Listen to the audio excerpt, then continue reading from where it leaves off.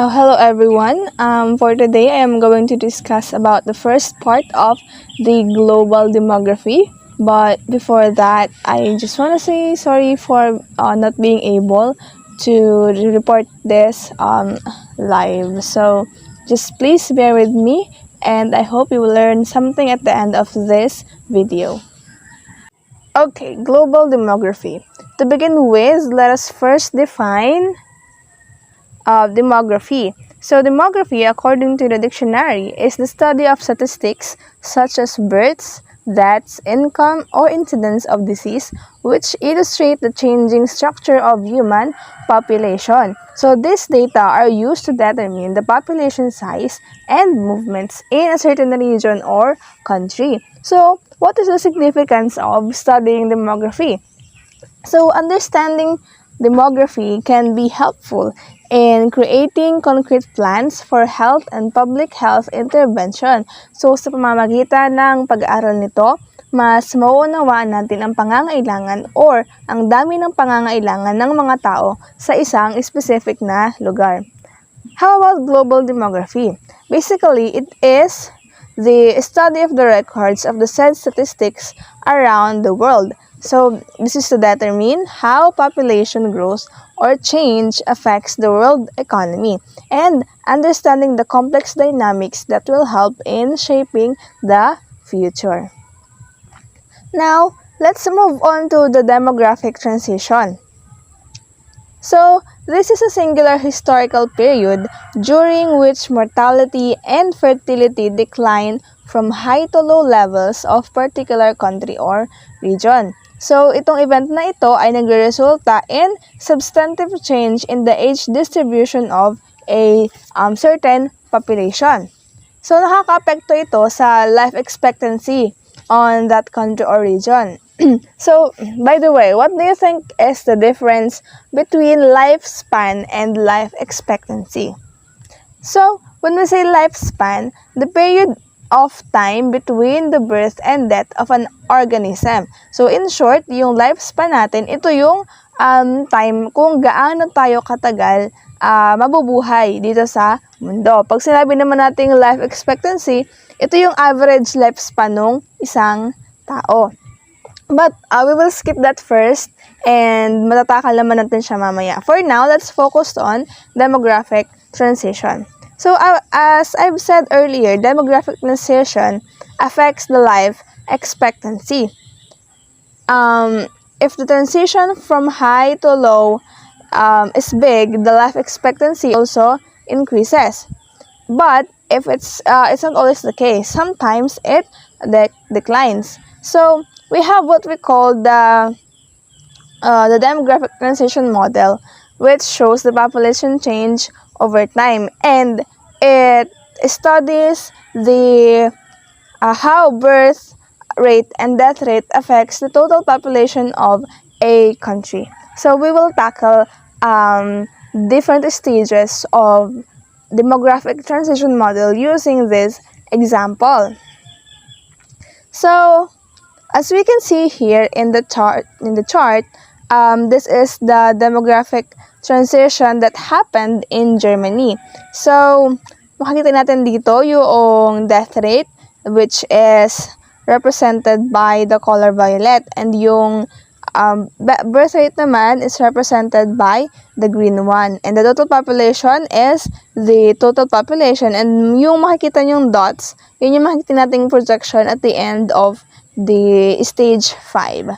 Okay, so let's start with the stage 1. So, ano mapapansin nyo sa stage 1? Diba, ang taas ng death rate and ng birth rate, but the total population is very low. So, dito makikita natin or masasabi natin na there is a balance in the total population, but it is usually indicates that the country is undeveloped. So, kapag mataas ang birth rate and ang death rate, tapos mababa ang total population, masasabi natin na mayroon pa ring balance pagdating sa population ng country na yon, dahil hindi ganon karami ang tao pero mataas ang death and birth rates ng lugar. So, let's move on to the second stage. So, there is a diverge between birth and death rate. So, makikita natin sa stage 2 na unti-unti nang naghihiwalay or bumababa na yung death rate natin. Kaya, nagkakaroon na ng gap between the death rate and the birth rate. Pero, anong mapansin nyo sa total population? Unti-unti na siyang tumataas. And, pagdating natin sa third stage, nag-narrow down na yung gap ng death and birth rate. So, tingnan natin yung stage 3. So, from a big gap, unti-unti na siyang bumababa and the total population continue to rise. Now, pagdating naman ng fourth stage, nag-converge na ulit or nagsahalib na ulit yung birth rate and death rate. So, makikita naman natin dito, diba? Pero, nasa mababang position na siya. So, siguro, dahil marami ng factors na nakaka-affect, kaya bumaba na yung birth rate and death rate. So, dahil doon, ang taas naman ng ating population. Dahil syempre, kakunti ang pinapanganak at kakunti din ang namamatay. Pero, dito masasabi ulit natin na balance na ulit. So, pagdating naman ng stage 5, nagde-decline na yung population. Kita natin, diba? Nagkakaroon na ng, hindi na siya solid line, nagtuldok-tuldok na siya, and ganun din naman sa birth rate and saka sa death rate. So, pag nangyari itong ganitong phenomena, ibig sabihin, the population will age and dominated by older people. Okay, so now let's move on to the history of demographic transition. So, saan nga ba nagmula at kailan nga ba nagsimula itong demographic transition? Okay, so it is said that the demographic transition started in mid or late 1700s in Europe, particularly in France. So among the countries in Europe, France was the first one to experience the transition. So bakit nangyari itong demographic transition na ito during that time? So this happens because during that time, the population had risen due to the increase in birth rates and other several factors such as fewer epidemics, improved living standards, and progress in food production, making France the most important and the most powerful country in Europe. So, dahil noong mga panahon na yon ay sobrang dami ng ipinapanganak sa France, so sobrang taas din ng kanilang population, and dahil ang dami nilang population, dami nilang tao, dami nilang manpower, sila yung itinuturing na pinakamalakas na country in Europe. But later on, after a century, the population of the country had declined. So, after about a century, bumaba yung population noong France. Siguro dahil ang dami ng namatay, tumaas na ulit ang death rate, and dahil doon sa big decline na yon in their population, bumaba yung rank nila from number 1 to number 5. Okay, so, that demographic transition played a key role in the economic development of the country. So this economic development had resulted in different things. And these are as follows. So from high to low fertility and mortality rate, which happened for 200 years. So that is what happened after the demographic transition in France.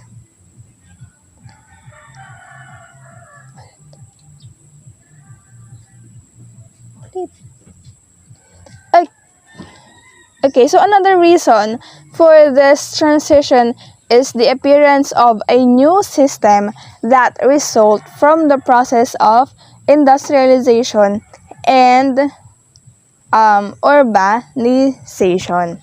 Okay, so now let's move on to the demographic transition that happened in America. Okay. So America, or the US, also experienced demographic transition, which lasted for 100 years. So imagine that gano'ng katagal yung 100 years na yun, di ba? And it is said to result from technical progress. So, nangyari daw itong demographic transition in America dahil sa technical progress. So, dahil 'di ba ang Amerika ay napakayaman na bansa, napaka-moderno nila, and since nga mayaman sila, so nung mga panahon na nangyari itong demographic transition na ito, unti-unti na rin nagre-rise yung mga technologies or mga technological advances in their country. And yun daw yung sinasabing pinagmulan ng demographic transition. But this transition in the US did not parallel or is not parallel to the DTM model or sa demographic transition model. Kasi sabi sa DTM, a decline in mortality should be followed by a drop in fertility. Pero sa US, ang nangyari ay ganito.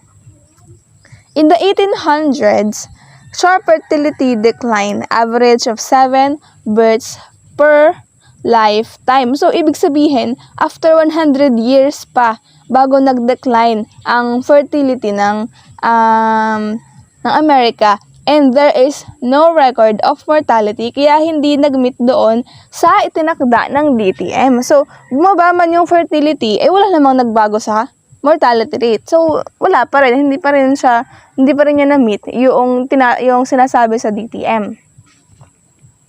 And in 1900, it became 4 births only, and mortality decline was not observed until this time. So, ito yung sinasabi ko kanina, na after 100 years pa bago nagka-record ng mortality, 'di ba 1800s pa nagkaroon ng decline in the fertility. And until 1900s, wala pa ring records ng mortality. So, talagang hindi siya nakasaad sa DTM. Now, let's move to the demographic transition in Asia. So, the demographic shift or the demographic transition in Asia varies among its region. So, specifically, sa East and the Southeast and South Asia, rather.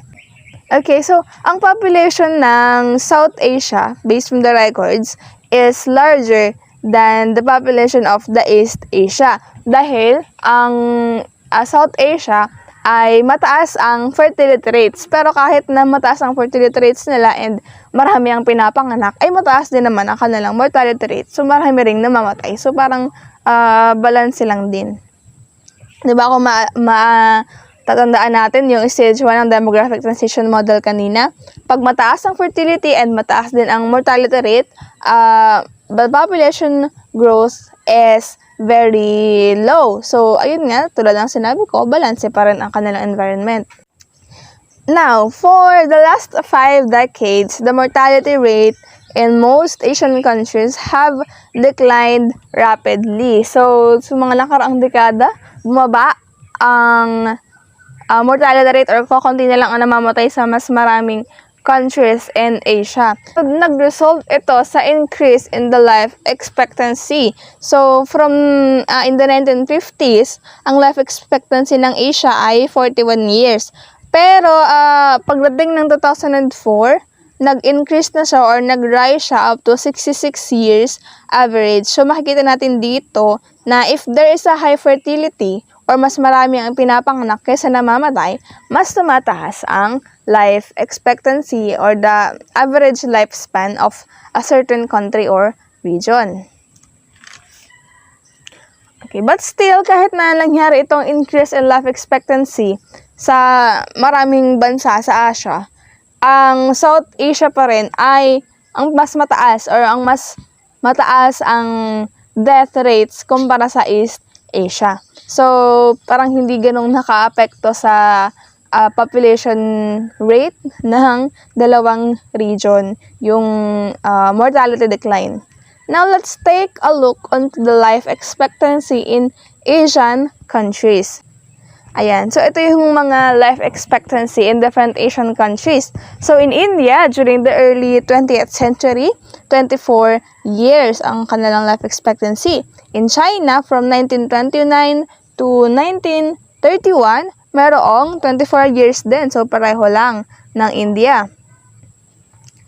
So, the total fertility rate had also decreased. So, ano na lang, ang fertility rate na lang or mga pinapanganak na lang on the average in Asia is 6 children per woman in 1950s to 2.4 in 2004. So, itong decline na ito ay nagkaroon ng impact or ng epekto sa age structure of the population. So, kahit ngayon, sa South Asia ay, kumbaga, mas nagde-decline pa rin ang kanilang fertility rate.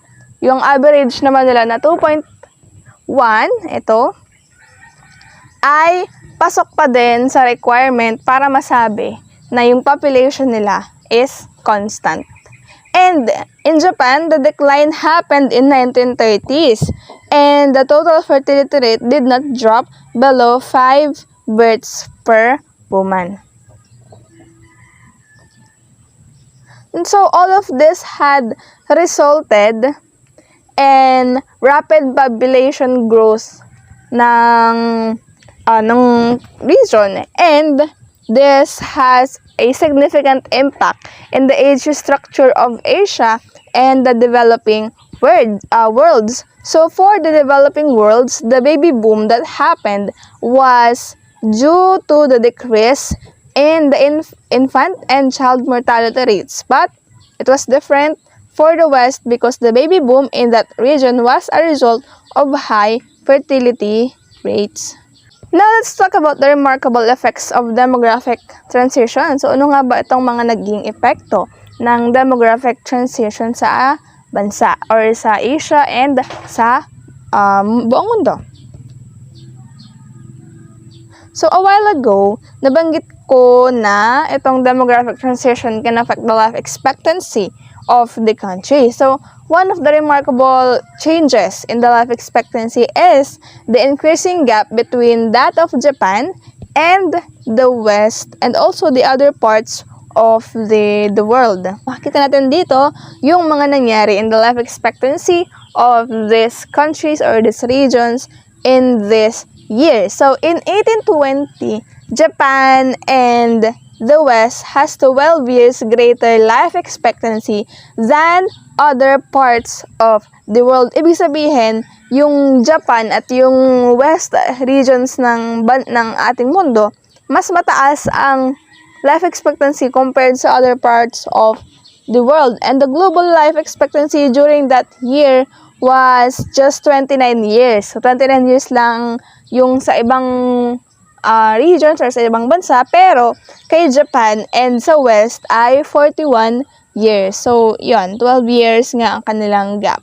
So, kung titingnan natin yung life expectancy ngayon, compared sa life expectancy kahit ng Japan and West na lang, mas mataas na ngayon, syempre. Ito kasi ngayon kasi ay 72 years or 78.6 years na sa Amerika yung life expectancy. Now, pagdating natin ng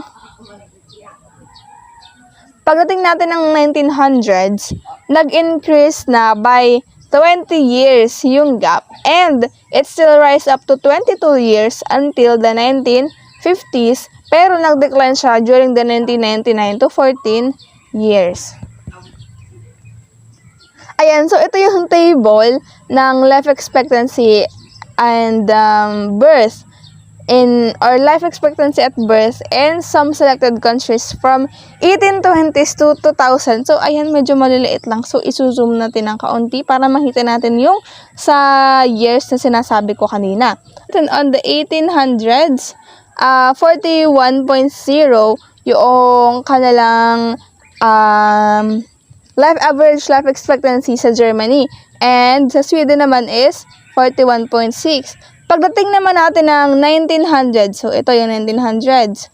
Ayan, so makikita natin sa Europe, pinakamataas sa Sweden, 55.3 ang average. Pagdating natin sa Western of Shocks, ito ay sa mga American countries. Sa Australia, 57.0. Sa Canada is 48.6. And 50.6 sa USA. So, tingnan muna natin yung sa East Asia bago yung sa ibang bansa na. So, sa Japan, makikita natin na 38.9. And pagdating naman natin sa India is 23.7. So, i-compare natin siya sa iba. Makita natin dito na yung sa Western nga, sa West Europe and sa Western offshore, sa mga American countries, mas mataas nga siya compared dito sa Latin Americans. And pagdating naman kasi dun sa ibang lugar, sa Sub-Saharan Africa and sa Middle East and North Africa, ay walang nakalagay. So, move on tayo sa 1950s. Ayun, 1950s. So, makikita natin dyan, mas ang tataas ng sa Western Europe, pati na rin sa So, ang taas ng sa Western Europe, pagdating naman sa American countries, high pa rin. Pagdating natin ng East Asia, medyo bumaba siya, nasa 44 lang sa China, pero sa Japan ay mataas pa rin, 64.2. Pagdating natin ng South and East Asia, nagre-range siya from 37.9 to 52.7. Makikita natin dito na sa Africa, mas mataas pa rin yung sa Western Europe and sa Western America. So, pagdating natin ng 2000s, tingnan natin yung sa 2000, kung anong life expectancy ba ang meron sa 2000. Ayan, so makikita natin sa lower part ng table, yung sa 2000s. So, di ba?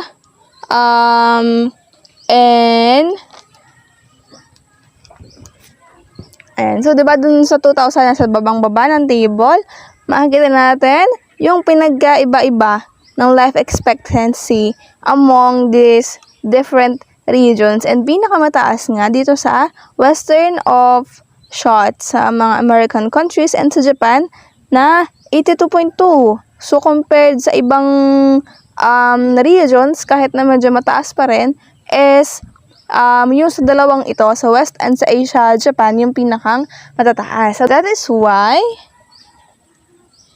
this change in life expectancy affects the world population. Now, let us proceed to the contributions of different countries in the world's population. So, all throughout the years, nagbabago-bago ang population, di ba, ng iba't ibang mga bansa sa mundo. So, ngayon na alamin natin, so, sino-sino nga bang mga bansa ang may ang pinakamalaking contributors pagdating sa population ng buong mundo? During the 19th century, Europe and the West or ang America is the biggest contributor. So, ang contribution ng dalawang regions na ito ay nag-increase from 22% to 33%. So, 'di ba compared sa Asia, mas maliit ang Europe at America. Pero sila ang mas malaki ang population dahil ang mortality rates in these places decreases and they are the first continents na naka-experience ng population, ng modernization na nakatulong in the improvement of their lives. So, 'di ba ang Asia ang pinaka malaking continent sa buong mundo compared sa 'di ba? Compare natin sa Europe and America. So, kahit na ang Asia ang pinaka malaking kontinente, mas nalamangan ng Europe and America pagdating sa population dahil mas kakaunti ang namamatay sa dalawang regions na ito compared sa Asia. So, itong pagbaba ng mortality rate ay dahil na rin sa modernization. So, nag-improve kasi yung life standard or living standard ng Europe and America dahil natuklasan nila or na-discover nila kung paanong mas mapapatagal pa ang buhay ng tao. Nagkaroon ng mga hospitals, improvements in their health facilities. So, yun yung reason. And the Asia and the Oceania, ang contribution nila ay bumaba pa. From dati kasi 69% ng kanilang contribution, bumaba pa siya in 56.7%. So, siguro dahil nga yung India and China suffered from economic stagnation and decline during that time. So, 'di ba ang India and China ay nasa Asia. Nung mga panahon na 'yon, parang nagkaroon ng economic crisis sa dalawang bansa na ito. So, talagang naka-apekto yung economic crisis na 'yon sa population ng mga bansa, 'di ba? Tsaka, 'di ba alam natin China and India are the two most populous countries in the world sa ngayon. Dahil hindi naging maganda ang progress ng dalawang bansang ito when it comes to their economy, may epekto yun na, tulad ng sinabi ko kanina, yung crisis na yun sa pamumuhay ng residents sa mga bansang ito. Kaya nakaranas sila ng population decline in Asia during that time. Itong table na ito, this talks about the distribution of the global population as of 2021 by continent. So, nakategorize siya kung anong mga kontinente ang may pinakamalaking contributions when it comes to the global population. So, makikita natin dito at number 1 ng Asia, 59.3%. So, i-compare natin sa Europe and sa America na siyang pinakamataas during the 19th century. So, sa Europe, 9.77%. Sa Northern America, 4.73%. Sa Latin America and the Caribbean is 8.37%. So, parang kahit pagsamahin pa natin yung population contribution ng Europe and America, ay mas malaki pa rin ang gap ang lamang ng Asia compared sa kanilang dalawa. Siguro nga dahil the populous or the most populous country in the world ay nasa Asia, which is ang China. So, probably, isa yun sa mga factors kung bakit mataas ang population in Asia. So, diba noong 19th century, hindi nabanggit ang Africa kung gaano karami ang kanyang population contribution. Pero ngayon, siya na yung pumapangalawa with 17.51%. So, nalamangan pa rin niya talaga ang Europe and America. And, makikita pa rin natin sa last ang Oceania with 0.56%. So, siguro dahil ang Oceania ay medyo hiwalay sa iba pang kontinente and medyo malayo siya sa other continents. Tapos, maliit rin yung kanilang mismong kontinente. Kaya siguro sila pa rin yung may pinakamaliit na contribution when it comes to global population. And the reason kung bakit nagkaroon ng ganitong drastic change when it comes to the ranking of the continents sa pagdating sa contribution sa population ng mundo ay dahil dun sa reverse na nangyari noong 20th century.